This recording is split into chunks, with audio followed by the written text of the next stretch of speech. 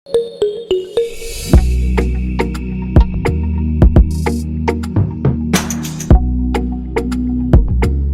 Ratio 5:4 expressed as a percent equals. बहुत ही आसान क्वेश्चन है, बट ये मैं आपको क्यों बता रहा हूँ, वो इसलिए कि आप रेशियो और परसेंटेज को इंटरचेंज करना सीख जाओ। जैसे आप इसको 5/4 को लिख सकते हो 4 + 1 डिवाइडेड बाई 4। यहाँ से आप इसको लिख सकते हो क्या, 1 + 1/4। 1 अपने आप का कितना होगा, 100%, और 1/4 मतलब क्या होता है, 25%। तो ये दोनों वैल्यू मिलके क्या मिलेगा, 125%। इससे होगा क्या, आपको ये प्रैक्टिस, ये हैबिट डेवलप हो जाएगा रेशियो को परसेंटेज में चेंज करना और परसेंटेज को रेशियो में चेंज करना। सो हमारा आंसर कौन सा होगा, option number D. 3.5 can be expressed in terms of percentage as. 3.5 को आप क्या लिख सकते हो, इसको लिख सकते हो 35 डिवाइडेड बाई 10। 5 से ये 2, 5 से ये 7, सो अल्टीमेटली मिला आपको 7/2।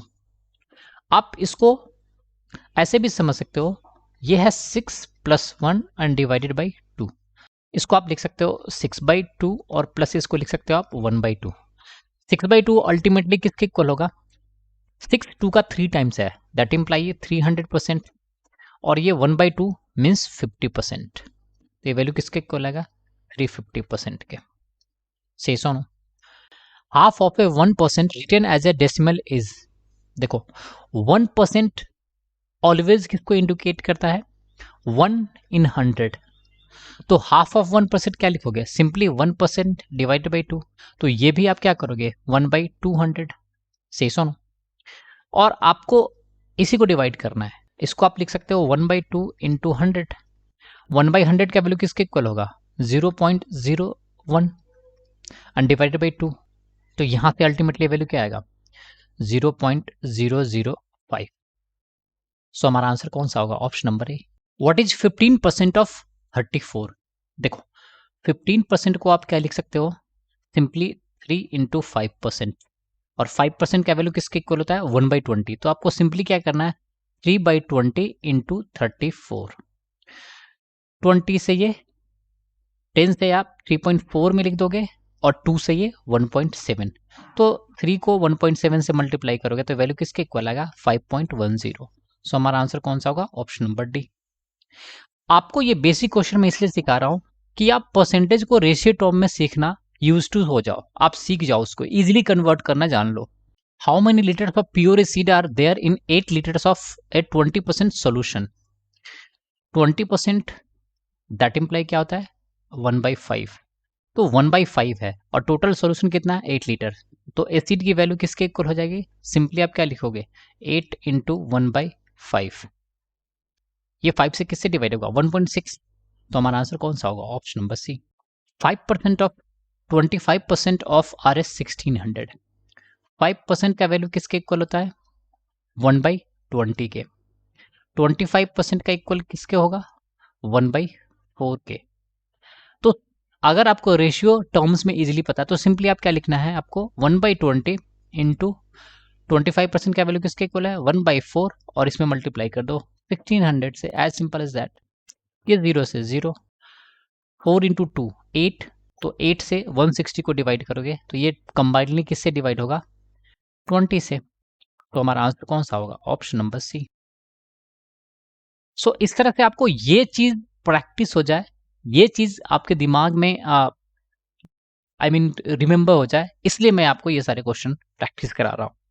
0.15% ऑफ 33, 1/3% ऑफ 10,000 इज। अगर आप इसको ध्यान से लिखोगे तो क्या लिखोगे, 0.15% इंटू 33, 1/3%, 3%, और इंटू लिखोगे 10,000। ठीक है, अब देखो इस टर्म को और इस टर्म को थोड़ा बहुत कोरिलेट कर दो। परसेंटेज मीन्स 1/100, आप इसको कहीं पे भी सेपरेट कर सकते हो। तो अगर आप यहां से 20 को कैंसिल करोगे तो सिंपली ये वैल्यू किसके मिल जाएगा, 15% के। इंटू आप 33 1/3% को फ्रैक्शन टर्म में ब्रेक कर लो तो ये 1/3, और 20 यहां से आपने कैंसिल कर दिया तो ये मिल जाएगा आपको 100। 15% किसके इक्वल होता है, 5% होता है 1/20। तो तो 15% किसके इक्वल हो जाएगा? 3/20 के। इंटू आप क्या लिखोगे? 1/3 और इंटू क्या लिखोगे? 100। 3 से ये 3 कैंसिल, 20 से ये 5, तो हमारा आंसर कौन सा होगा? 5, ऑप्शन नंबर बी। तो इस तरह से आपको परसेंटेज को रेशियो टर्म्स में चेंज करना आना चाहिए। 30% of 28% of 480 is the same as, देखो ये नंबर है 30% इंटू 28% और इंटू 480। मैंने आपको बताया है कि परसेंटेज का मतलब होता है सिंपली 1/100, मीन्स ये परसेंटेज एक नंबर है रेशियो के टर्म्स में 1/100, तो इसको आप कहीं भी शिफ्ट कर सकते हो। अब ध्यान से देखो, यहाँ पे सारे ऑप्शन में 240, 240 और 240 है, और आपको इसको इक्वेट करना दूसरे नंबर से, तो इंटू 240 कर दिया। इसका क्या मतलब है कि 480 से आपने 1/2 से मल्टीप्लाई किया है, तो जाके मिला आपको 240। इट मीन्स जो यहाँ पे दो टर्म्स बचे हुए हैं उसमें आपको किससे मल्टीप्लाई करना होगा? 2 से मल्टीप्लाई करना होगा, तभी तो इसका वैल्यू इक्वल रहेगा। अब यहाँ पे 28% है, तो अगर ऑप्शन बी में देखोगे तो यहाँ पे भी 28% है, तो ये आपने लिख लिया, ये बाकी इक्वल है। अब जो रिमेनिंग नंबर होगा 30 को, उसको आपको किससे मल्टीप्लाई करना पड़ेगा? 2 से। तो 30 को अगर 2 से मल्टीप्लाई करोगे तो यहाँ पे क्या मिल जाएगा? 60%। तो हम ये बोल सकते हैं कि ऑप्शन नंबर बी इसके क्या है? इक्वल है। अब किसी बच्चों को ये लग रहा होगा कि आप तो आंसर देख लियोगे और एक्सप्लेन कर दियोगे, तो ऐसा बिल्कुल भी नहीं है। लेट्स से आप ऑप्शन ए को देखते, तो ए में क्या था? 15% इंटू 56% और इंटू कितना है? 240।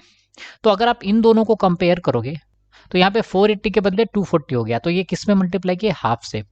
यहाँ पे 28 के बदले 56 को 2 से मल्टीप्लाई कर दिया। अब 30 के बदले यहाँ पे 15 हो गया, तो इसमें अपने अगेन हाफ से मल्टीप्लाई किया। तो नेट इफेक्टिव क्या है? हाफ इंटू 2 इंटू हाफ, तो यहाँ से अल्टीमेटली 1/2 बच गया है। तो सिंपली आप ये कह सकते हो कि ऑप्शन बी हमारा क्या है? करेक्ट है। If Rs2800 is 2/7% of the value of a house, the worth of the house in Rs is, assume कर लो कि हाउस का वर्थ कितना है? P है, ठीक है, ये प्राइस है। तो इसमें गिवन है कि 2/7%, इसका क्या मतलब है कि हाउस का 2/7 और परसेंटेज का मतलब होता है 1/100, और यही वैल्यू किसके इक्वल है? 2800 के। तो आप ये लिख सकते हो कि P into 2/7 into 1/100 is equal to क्या है? 2800। ये 2 से 1400, सो P का वैल्यू किसके इक्वल आएगा?